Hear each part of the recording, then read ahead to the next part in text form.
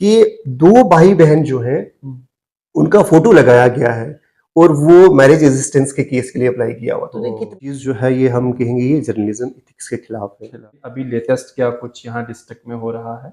Basic जो democracy का जो ग्रास रूट लेवल पे इंस्टीट्यूशन है वो पंचायत वो इंटरनेट फैसिलिटी नहीं होती तो कम्युनिटी रेडियो का बहुत बड़ा रोल और बहुत बड़ी कमी थी यहाँ पे, जो अब उस गैप को फिलअप किया गया है।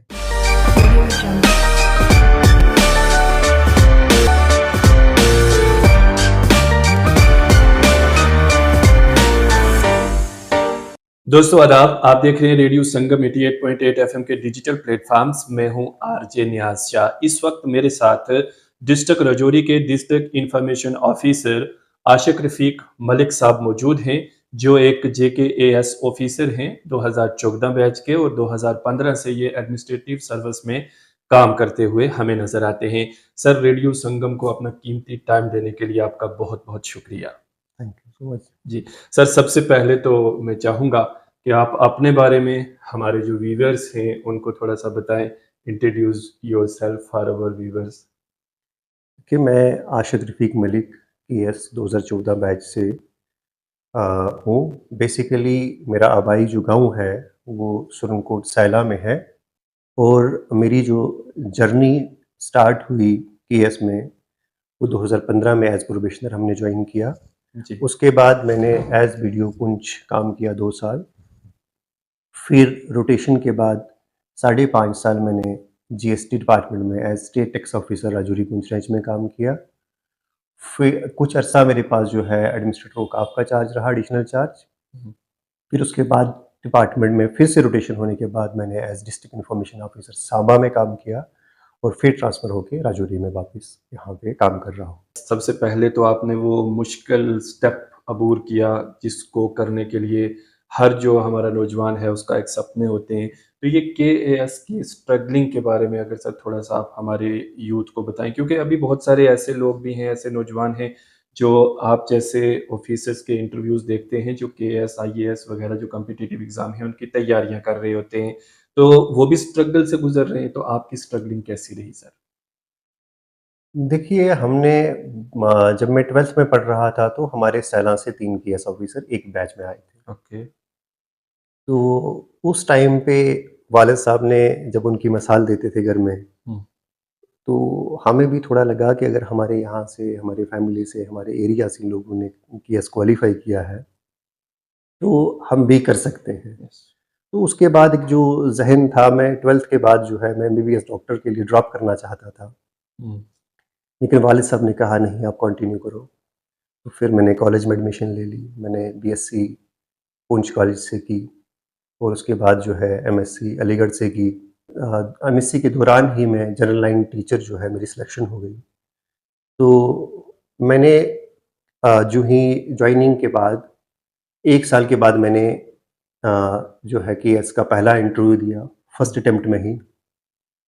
उस टाइम मेरी पोस्टिंग सनई में थी, तो मैं सैला से निकलता था सुरनकोट, सुरनकोट से फिर सनई और सनई में भी एक टॉप अ, बिल्कुल टॉप पे जो हमारा स्कूल था, तो वहाँ पे मैं जाता था।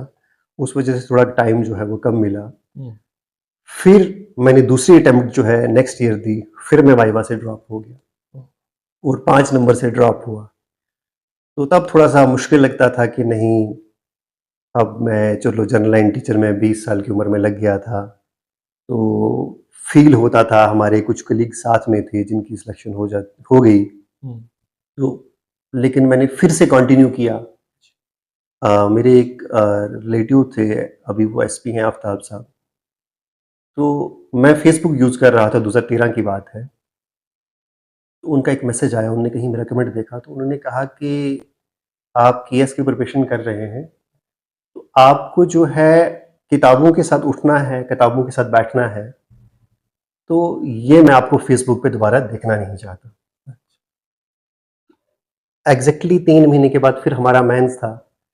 मैंने अपना जो स्मार्टफ़ोन था, हालाँकि जिसको हम कहते हैं कि आज के टाइम पे बहुत अच्छी चीज़ें हैं, हम यूट्यूब पे जो देख सकते हैं, लेकिन जो सोशल मीडिया है कहीं न कहीं एक तरह की डिस्ट्रैक्शन है। डिस्ट्रैक्शन।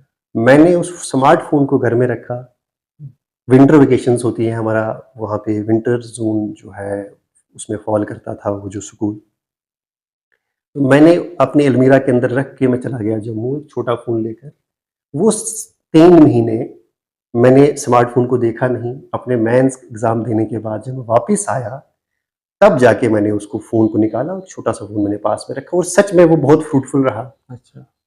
और उसी अटेम्प्ट में मेरी सिलेक्शन भी हो गई। अच्छा सर, इसमें पेरेंट्स का भी ना एक बड़ा योगदान रहता है, जैसे आपने कहा भी कि हेल्पिंग रहे हैं आपके पेरेंट्स, तो अब कोई एक बात भी जो है वो इंसान की ज़िंदगी को बदल सकती है। जैसे सर ने आपको कहा कि आपने फ़ोन से दूर रहना है, तो आपको वाक़या ही वो टर्निंग पॉइंट आपकी ज़िंदगी में जी। उस तरह से आया। तो पेरेंट्स के लिए सर आज इस मुकाम से, चूँकि केएएस ऑफ़िसर की चेयर और माशाल्लाह डिस्ट्रिक्ट इन्फॉर्मेशन ऑफ़िसर और इससे के पहले भी डिस्ट्रिक्ट लेवल पे काम करके, तो पेरेंट्स के लिए क्या कहना चाहेंगे? देखिए, पेरेंट्स का बहुत बड़ा कंट्रीब्यूशन होता है, हुँ, वो तो हम रीपे कर ही नहीं सकते। बिल्कुल। वालिदैन हमेशा मेरे वालिद साहब जो हैं बचपन से वो किसी का बच्चा भी सिलेक्ट होता था, चाहे वो छोटी जॉब में या बड़ी जॉब किसी की लगती थी, हमारे एरिया में हो कोई भी, हुँ, कोई दूर-दराज़ का नोन भी हो, जी। तो वो हमेशा घर में आके बात करते थे। हुँ, उससे हम मुतासिर होते थे और वो बहुत हेल्पिंग, किसी की कैटेगरी सर्टिफ़िकेट हो, किसी का कोई डॉक्यूमेंट बनाना हो रेवेन्यू में, वो खुद लोगों के साथ चले जाते थे। अच्छा। तो वो जो खिदमत खलक का जज़्बा उनके अंदर था हुँ, और वो हमेशा मिसाल देते थे हुँ, कि बेटा फलाने ने किया, केएस किया, वो मतलब लोगों की हेल्प कर सकते हैं, किसी गरीब का कोई काम कर सकते हैं। हुँ, तो वो हमेशा जो है बचपन से उन्होंने उनकी बातों ने मुतासिर किया। तो मैं जब टीचर लगा था तो मैंने उसी टाइम इमीडिएटली मैं एमएससी कर रहा था तो मैंने रेज़िग्नेशन जो है वहाँ लिख के दे दिया था वालिद साहब को कि मैंने जॉइन नहीं करना है। अच्छा। तो वालिद साहब के चेहरे पे कुछ मायूसी देखने के बाद तो मैंने वो रेज़िग्नेशन लेटर आज भी मेरे पास पड़ा हुआ है। हुँ, तो मैंने फिर वापस जाके जब उनको थोड़ा-सा परेशान देखा, उन्होंने कहा कुछ नहीं बट मैं समझ गया उनके चेहरे से तो कि ये चाहते थे खुश आप नहीं जॉइन हैं। करें। वो ओके। चाहते थे ये जॉब आप जॉइन कर लो और आप हुँ, साथ में पढ़ते रहो। जी। तो फिर मैंने जॉइन कर लिया। मुझे कुछ ऐसे पल भी याद हैं कि हमारी डोक होती थी, वहीं सैला के पार एक जगह है, वहाँ हम जाया करते थे। वहाँ मतलब एग्ज़ैक्टली जैसे ये जो अ, टारे जिसको हम बोलते हाँ, हैं, बिल्कुल। तो उसमें हमने अपना बचपन जो है वो गुज़ारा हुआ है। अच्छा। तो वहाँ पे भी हमारे वालिदैन जो है, वो कभी हमें ये मायूस नहीं होने देते थे या किसी चीज़ की कमी नहीं होने देते थे। हुँ, तो वो हमेशा अपनी जो प्रॉब्लम्स हैं वो छुपा के रखते थे। ओह! तो वो खुद जो है हर प्रॉब्लम को फेस करना और हमें वो आराम का वो देना ताकि ये अपनी पढ़ाई के ऊपर फ़ोकस करें, हुँ, इनका टाइम ज़ाया ना हो। तो वालिदैन के बहुत सारे ऐसे मोमेंट्स हैं। मैं जब अलीगढ़ के लिए गया, तो जम्मू यूनिवर्सिटी में तब उस टाइम पे 2008 के टाइम पे हालात ठीक नहीं थे। तो सुबह के टाइम 5 बजे की बात है, मेरे एक दोस्त मेरे साथ में थे, तो वो मेरे वालिदैन जो है, अम्मी ने लालटेन पकड़ा हुआ था, हुँ, हुँ, वो सुबह 5 बजे कुछ दूर तक हमारे साथ चलते गए रास्ता दिखाने के लिए और वालिद साहब ने कोई गाड़ी स्पेशल की हुई थी जो हमें बुशाना में उसने छोड़ा। हुँ, बुशाना से हमने पैदल सफ़र किया शुपियान तक, ओह! उस टाइम पे मुग रोड बन रही थी और फिर वहाँ पे मेरे चाचू थे, वो साथ में गए, छोटे चाचू, उन्होंने वहाँ पे जाके हमें टिकट बाई एयर जो है वो हुँ, दिल्ली भेजा। तो ये सारी चीज़ें वालिदैन ने पता नहीं क्या-क्या फेस किया होगा, कब किस तरह मैनेज किया। कभी अगर हमने 3000 माँगा तो उन्होंने 4000 दिया। हुँ। लेकिन हमने भी कोशिश वही की कि इसकी फ़िज़ूल खर्ची ना की जाए। तो ये बहुत अच्छी बात है नाज़रीन, जैसे आप देख भी रहे हैं कि वालिदैन की ज़िम्मेदारियाँ तो वो निभाते हैं, लेकिन बच्चे उनको समझते नहीं हैं।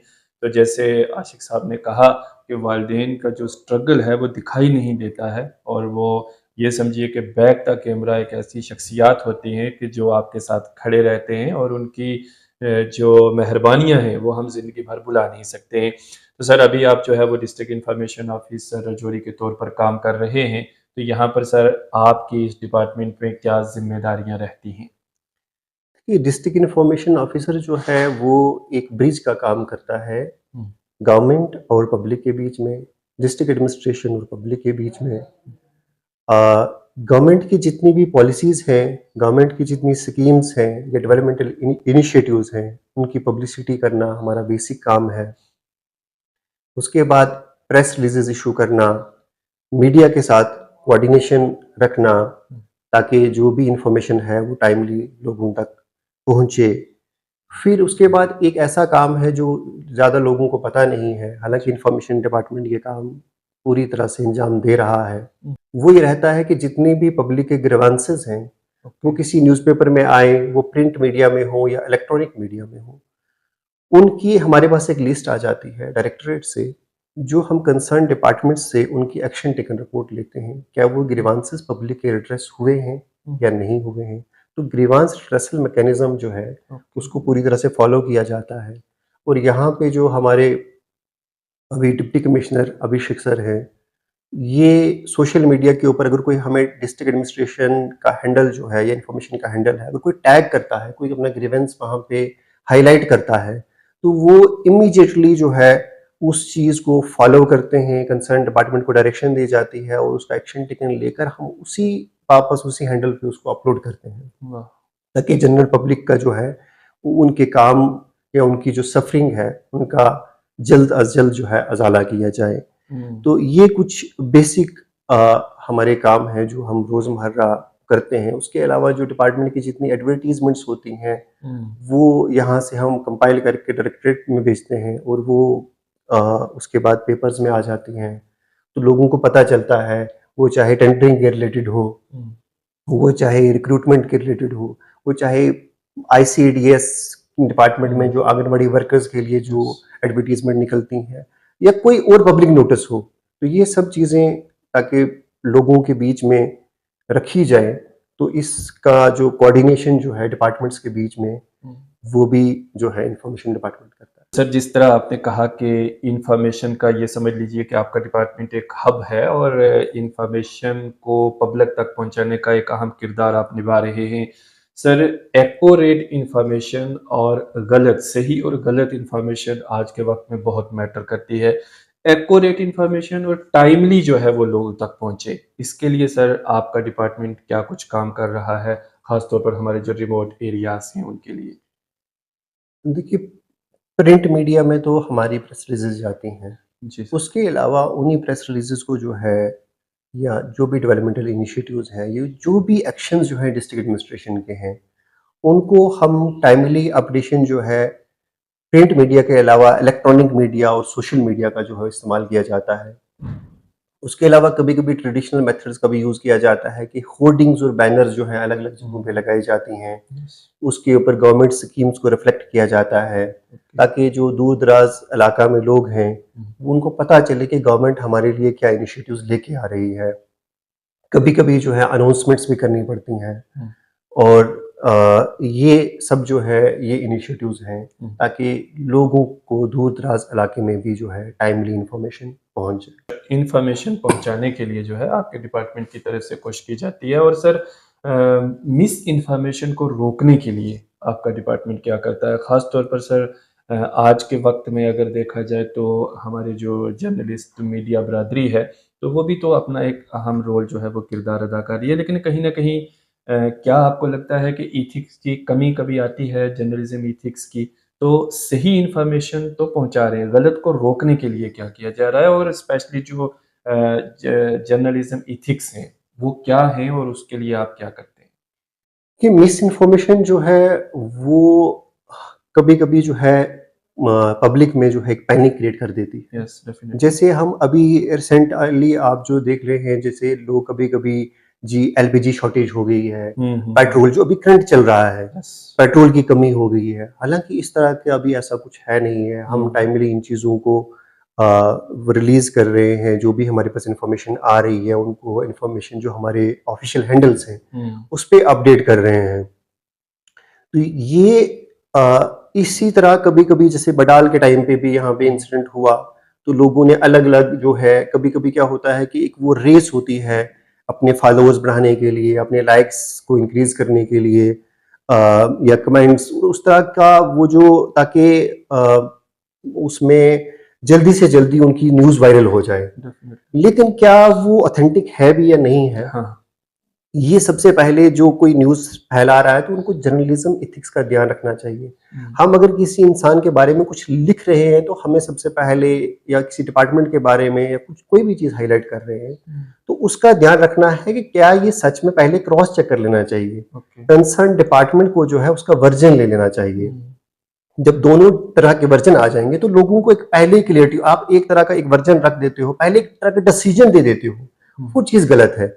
उन लोगों की भी फैमिली होती है, और आप जब कोई चीज़ किसी कुर्सी पे सपोज हम बैठे हैं तो हमारे इस कुर्सी पे बैठने के साथ हमारे साथ जो है एक अकाउंटेबिलिटी आती है, एक रिस्पॉन्सिबिलिटी आती है। तो सिमिलरली जब किसी ने माइक पकड़ा है तो उसको उस जिम्मेदारी का एहसास होना चाहिए कि मेरी वजह से कहीं मेरे एक छोटे से गलत या वो मिस इन्फॉर्मेशन की वजह से कितने डिपार्टमेंट का नुकसान क्या हो रहा है, किसी पर्सनल इंसान, कोई अगर जनरल पब्लिक में भी है, कोई पब्लिक फिगर है, उसके लिए कोई गलत इन्फॉर्मेशन फैलाने के लिए उसको कितना डैमेज पहुंचाया है। तो ये चीजें जो हैं ये बहुत जरूरी हैं। उस रेस में नहीं जाना है, इंटीग्रिटी को मेंटेन रखना है, और जो लोग व्यूअर्स हैं उनको भी ये देखना चाहिए कि किसका जो मैसेज जो फैला रहा है, क्या वो नेगेटिविटी तो नहीं हर बार वो फैला रहा है। तो अगर लोग उसको देखना कम करेंगे तो नेचुरली ये चीजें डिस्करेज होंगी। और जब कहीं नेगेटिव न्यूज होती है तो उसको वो ज्यादा जल्दी फैलती है as compare to positive news. तो उसको बैलेंस करना जो है, लोगों को नीचे सवाल पूछना चाहिए, भाई अपने डिपार्टमेंट से पूछा या नहीं। डिपार्टमेंट से पूछो, अगर कोई डिपार्टमेंट की एंटी न्यूज लग रही है तो ये चीजें जो हैं ये जरूरी है। उसके अलावा हम अगर कोई न्यूज लग भी जाती है तो उसका रिबटल इश्यू किया जाता है। डिस्ट्रिक्ट एडमिनिस्ट्रेशन जो है वो कंसर्न डिपार्टमेंट से पूछती है, भाई क्या यही चीज है या नहीं है, फिर उसका रिबटल दिया जाता है कि एक्चुअल जो फैक्ट क्या है वो सामने लाए जाते हैं। जो फैक्ट्स हैं आपकी तरफ से दोबारा से लोगों तक पहुंचाने पड़ते हैं, लेकिन उसके पहले ही जो गलत इन्फॉर्मेशन है वो बहुत दूर तक जो है वो पहुंच भी जाती है। तो अब हमारे जो जर्नलिस्ट लोग हैं, जो मान लीजिए कि अप्रूव्ड लोग हैं, वो तो अपने हिसाब से न्यूज़ एक्यूरेट लगाते हैं। तो सर, आप तनकीद को कैसे समझते हैं? यानी कि अगर कहीं पर वाक़ई ही कोई गलत काम हो रहा है तो अ, वो किस तरह से जो है वो लोगों तक पहुँचाया जाए, उसके मुतल्लिक आपका क्या कहना है? नहीं, देखो तनकीद ज़रूरी भी है। हाँ जी, हम तनकीद और तनकीस 2 तरह के अल्फ़ाज़ हैं। तनकीद हुआ कि हम पॉज़िटिव क्रिटिसिज़्म करें, पॉज़िटिव। चीज़ों को इम्प्रूव करना है। जी। देखो मीडिया भी पब्लिक के लिए है, और जो ऑफ़िसर्स हैं या जो डिपार्टमेंट्स हैं, वो भी पब्लिक के लिए हैं। बिल्कुल। वो अगर सरकार का पैसा ले रहे हैं तो लोगों के काम करने के लिए ले रहे हैं। तो इस चीज़ में पॉजिटिव क्रिटिसिज्म करना बहुत ज़रूरी है, क्योंकि उसमें डिपार्टमेंट या कोई भी किसी चीज़ की इम्प्लीमेंटेशन या स्कीम में इम्प्लीमेंटेशन में उसमें बेहतरी आती है। जी। अब उस चीज़ के अंदर तनकीस करना, कीड़े निकालना, उससे डिस्करेज होता है।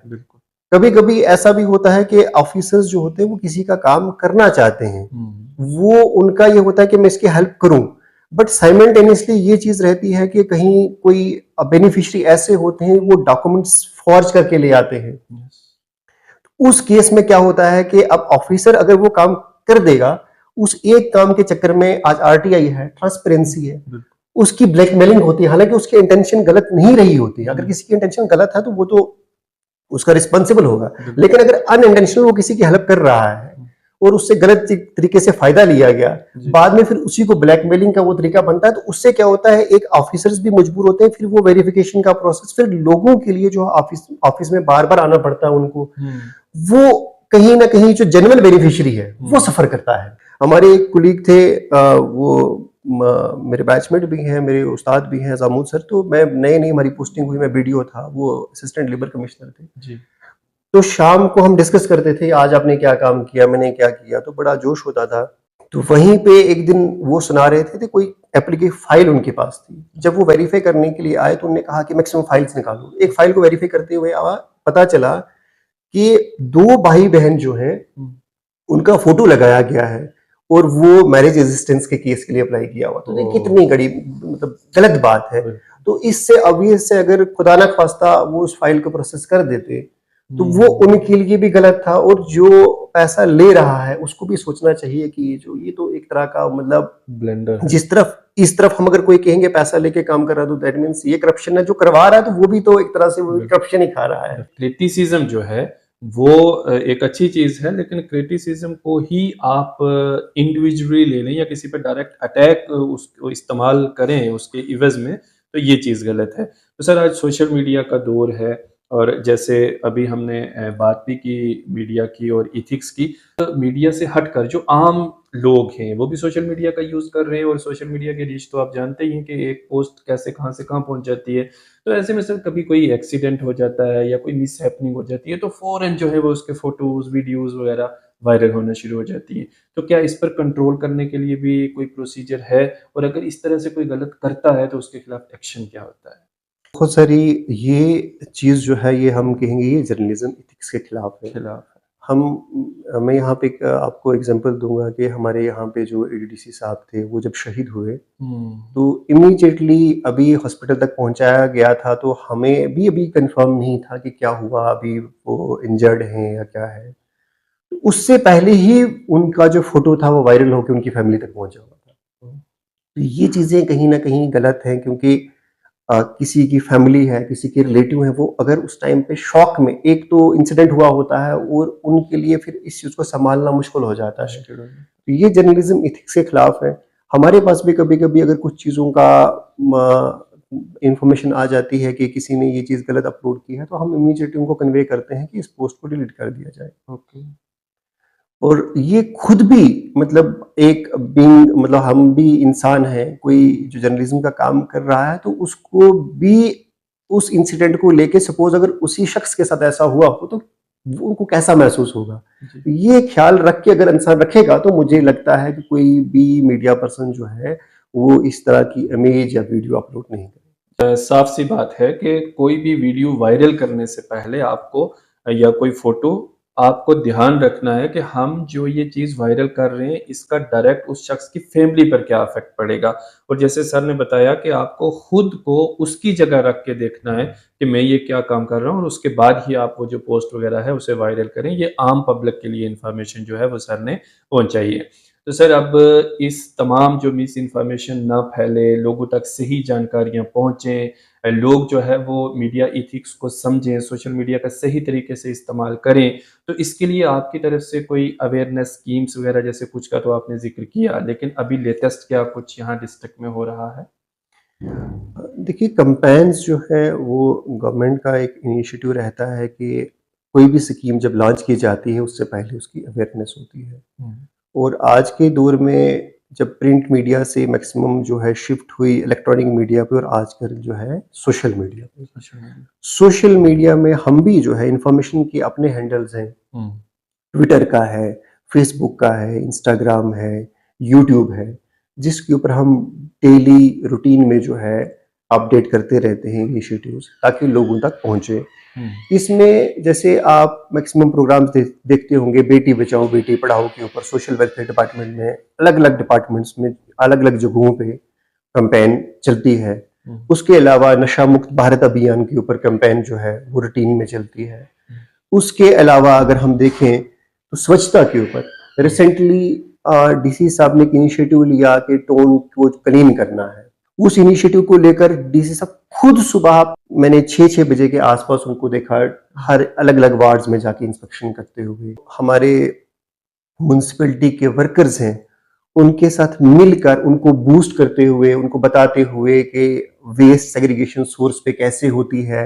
हुँ, उनको ये बताया गया कि लोगों से जब वेस्ट कलेक्शन होगी तो वहीं उसी इनिशियल पॉइंट पे वेट वेस्ट को अलग किया जाए, ड्राई को अलग किया जाए। हुँ, तो उससे क्या होता है कि माहौल कहीं न कहीं, वो तो क्लीनलीनेस ड्राइव तो चलती है, हुँ, लेकिन लोगों के अंदर भी एक शऊर पैदा होता है कि इससे हमारा माहौल जो है वो साफ रह सकता है। तो इस तरह की स्कीम्स, और नशा मुक्त जो आज के टाइम पे एक बहुत बड़ी वबा है, चैलेंज चैलेंज है हमारी हुँ, जो यूथ के लिए, उनको स्पोर्ट्स एक्टिविटी में इन्वॉल्व करना। तो ये सारे इनिशिएटिव्स जो गवर्नमेंट के हैं, ये नेशनल लेवल पे, स्टेट लेवल पे इनका जो है रिव्यू लिया जाता है, क्योंकि मैं डिस्ट्रिक्ट एडमिनिस्ट्रेशन के साथ जब से इंफॉर्मेशन डिपार्टमेंट में हूँ, तो मैं इन चीज़ों को रूटीन में देखता हूँ, हर मीटिंग में बैठना पड़ता है। हुँ, तो नशा मुक्त भारत अभियान की एनकॉर्ड की हर मंथ में डिस्सा मीटिंग लेते हैं ओके, कि ये जो हमारी केमिस्ट की शॉप्स हैं, क्या इनके ऊपर कंप्यूटराइज्ड बिलिंग हो रही है? हुँ, क्या वहाँ पे सीसीटीवी कैमराज़ इंस्टॉल हुए हैं या नहीं हुए हैं?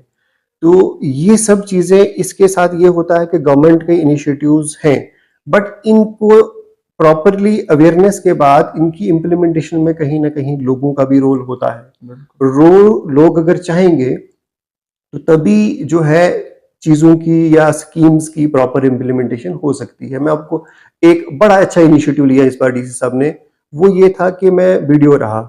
हम ग्राम सभा करते थे तो हम जाके एक नोटिस लगा देते थे पंचायत में कि 4 दिन के बाद हम ग्राम सभा करते हैं। हालाँकि बेसिक जो डेमोक्रेसी का जो ग्रास रूट लेवल पे इंस्टीट्यूशन है वो पंचायत से है। तो इस बार जो है यहाँ पे क्या किया गया, जब प्लान बनाया गया कि किस किस पंचायत में कब कब ग्राम सभा होगी, डीसी साहब ने बोला कि एक ऑफिशियल जो है इसका प्रॉपर तरीके से एक ऑर्डर निकाला जाए।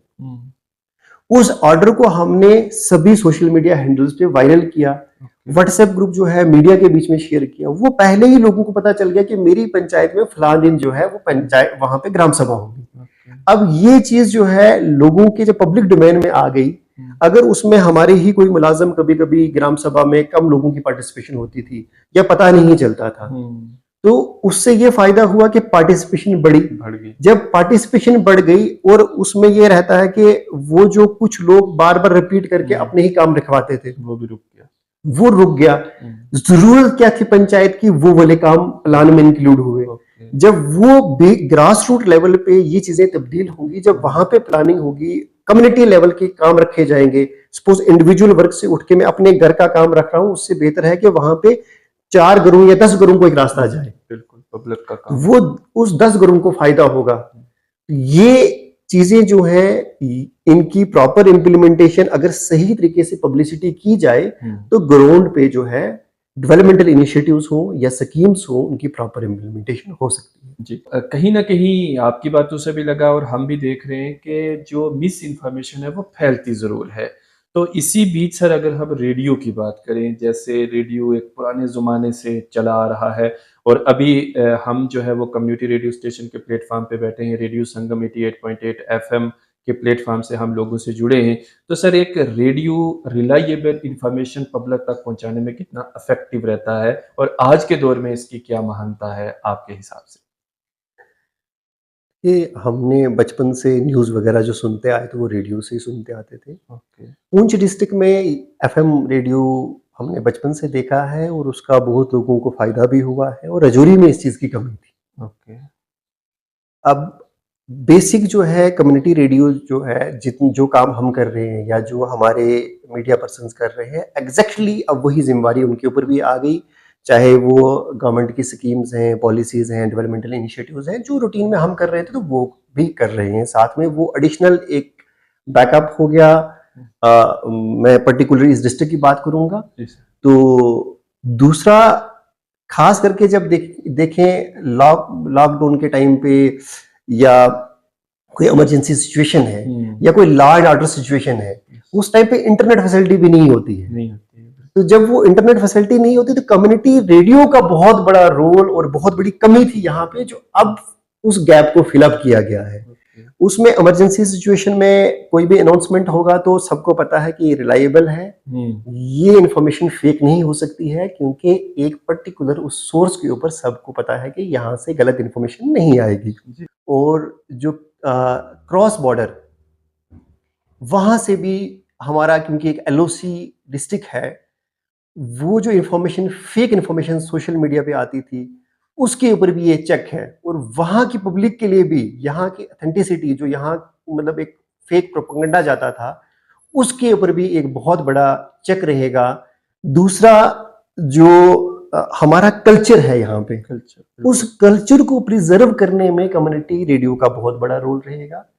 वो आज मैक्सिमम लोग जो है वो मदर टंग को छोड़ रहे हैं, वो चाहे गोजरी हो, पहाड़ी हो, चाहे हमारे यहाँ पे जो भी लैंग्वेजेस हैं, डोगरी है, तो उसको प्रिजर्व करने में कम्युनिटी रेडियो का बहुत बड़ा रोल है। हम बचपन में सुनते होते थे पुंछ में पहाड़ी प्रोग्राम आ रहा है, अब गोजरी प्रोग्राम आ रहा है। तो आज हम जब ड्राइव कर रहे हैं तो अगर गाड़ी के बीच में उस फ्रिक्वेंसी को सेट किया जाए तो आराम से हम उसका लुत्फ ले सकते हैं और इंफॉर्मेशन भी रिलायबल आ रही है।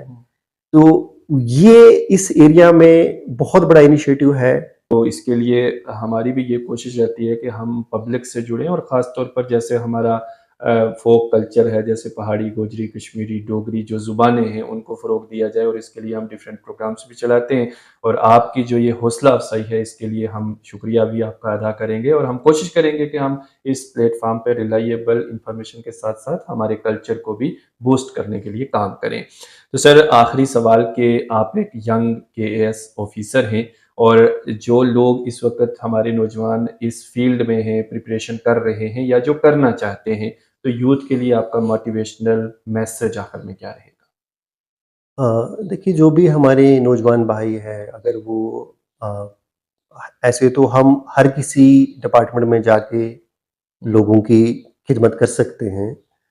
लेकिन जो एज़ ए पब्लिक सर्वेंट, अगर आपने किसी एक शख्स के दिन में आँसुओं को पोंछा, उनके किसी काम को आपने अज़ाला किया, उनकी हेल्प की, उनको बार-बार उस ऑफ़िस में ना आना पड़ा, तो ये आपको जो सैटिस्फैक्शन मिलेगी, इससे बढ़ के ना आपको पैसा देगा। आपको हालाँकि कभी न कभी फेस करना पड़ेगा, आप टाइमली घर नहीं पहुँचेंगे। लेकिन ये ज़रूर होगा, आप अगर दिन को आपने 2, 4, 10 लोगों की हेल्प की होगी, तो वो आपको तसल्ली होगी कि मैंने कुछ अच्छा करके आया हूँ आज। और आज की यूथ को मैं ये कहना चाहूँगा कि ये ड्रग्स की जो वबा है, उससे दूर रखा जाए अपने आप को। सोशल मीडिया पे जब हम जाते हैं, तो हमें पता ही नहीं चलता है, हम रील्स देख रहे हैं तो कितना टाइम यूज़ हो गया है। उसका अवॉइड किया जाए सोशल मीडिया को, अच्छी चीज़ों को यूज़ किया जाए, यूट्यूब वगैरह को, मोटिवेशनल लेक्चर्स को वो सुनें, इंस्पिरेशनल स्टोरीज़ पढ़ें, उनसे पढ़ के नेचुरली इंसान बूस्ट होता है, और कोई भी जो है गोल वो अचीवेबल है।